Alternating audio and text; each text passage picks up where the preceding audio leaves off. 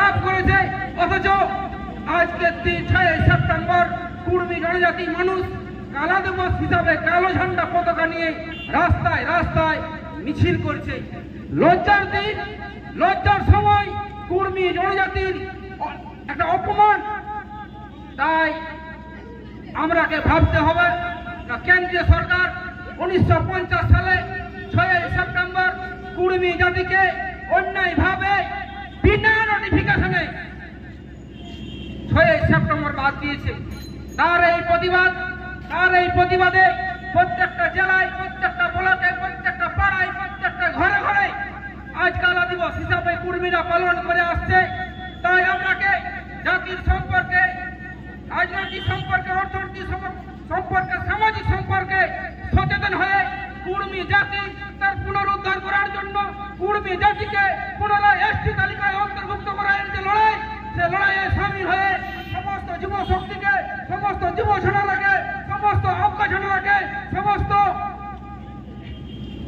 পায়ের সেনাকে ঐক্যবদ্ধ হয়ে লড়াই করে আমরাকে জাতীয়তাকে ছিনিয়ে আনতে হবে। এই যে অপমান, এই অপমান যেন আমাদের পুরো জাতির অপমান, সে জাতিকে রক্ষা করার দায়িত্ব কিন্তু সমস্ত যুব সেনারা। দুঃখের বিষয়, যুব সেনারা আমাদের সমাজ সম্পর্কে এখনো কিন্তু অতটা অবহেলিত আছে।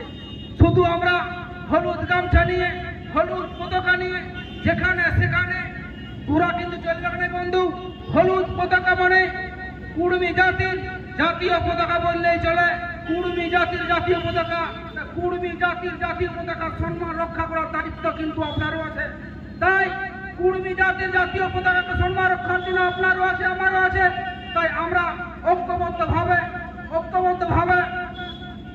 কুর্মী জাতির যে দাবি, কুর্মী জাতি পুনরায় এসটি তালিকা অন্তর্ভুক্ত করার যে দাবি, আমরা ঐক্যবদ্ধ হয়ে লড়াই করে রাজ্য সরকার কুর্মী জাতির প্রতি অবহেলা, কুর্মী জাতির প্রতি যে বঞ্চনা, কুর্মী জাতির সিআরআই কমান্ডে জাস্টিফিকেশন যে অবহেলা, তার এই প্রতিবাদে আমরা কিন্তু ঐক্যবদ্ধ অবশ্যই হতে হবে।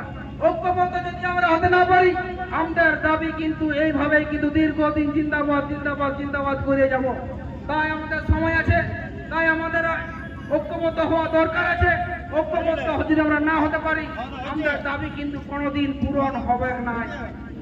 তাই সমস্ত মানুষকে বলবো, এই দুঃখের দিনেও বলতে হচ্ছে, কষ্টের দিনেও আমরাকে আজ এইরকম ভাবে থাকতে হচ্ছে।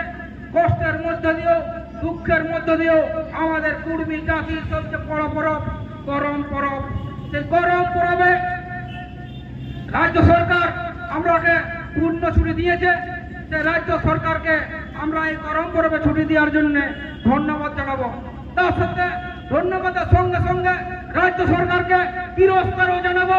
কারণ কুর্মী জাতিকে যেভাবে অবহেলা করেছে, কুর্মী জাতির দাবিকে যেভাবে শীত ঘরে পৌঁছে দিয়েছে, কুর্মী জাতির দাবিকে যেভাবে ষড়যন্ত্র বঞ্চনা করে টিকিয়ে রাখিয়েছে, সেই তার জন্য চরম দায়ী হচ্ছে এই রাজ্য সরকার।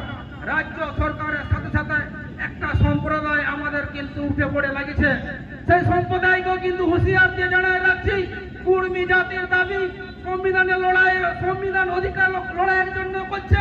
সংবিধান লড়াইয়ের জন্য আপনার কাছে খুঁজে নয়, সরকার এই জায়গায় খুঁজছে। আপনাদের প্রয়োজনটা কিসের?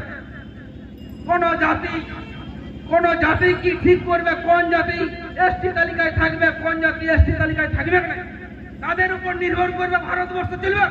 তাদের উপর নির্ভর করে কি পশ্চিমবঙ্গ চলবে? সেই সব জাতিকে হুঁশিয়ার দিয়ে বলতে চাই, আপনারা কিন্তু সচেতন হয়ে যান। আপনারা কিন্তু আজ পর্যন্ত নাম উচ্চারণ করে নেই বন্ধু। আমরা যে বেশিরভাগ জঙ্গল মহলা কিন্তু খাপাবেন নাই, আমরাও কিন্তু এবার আপনাদের প্রতিবাদে কিন্তু সামিল হব। আর বিশেষ কিছু না বলে সমস্ত মানুষজনকে, বড়দেরকে গড় জোহার, ছোটদেরকে হিয়া খলাস জোহার, আমার সহকর্মীদেরকে সংগ্রামী জানিয়ে, করম পরবের আগাম শুভেচ্ছা জানিয়ে আমি আমার ক্ষুদ্র বক্তব্য শেষ করলি। জোহার, জয় গরাম, জাগো কুর্মী বান্ধব জোট, সমস্ত যুব সমাজ, যুবগোষ্ঠী এক হোক।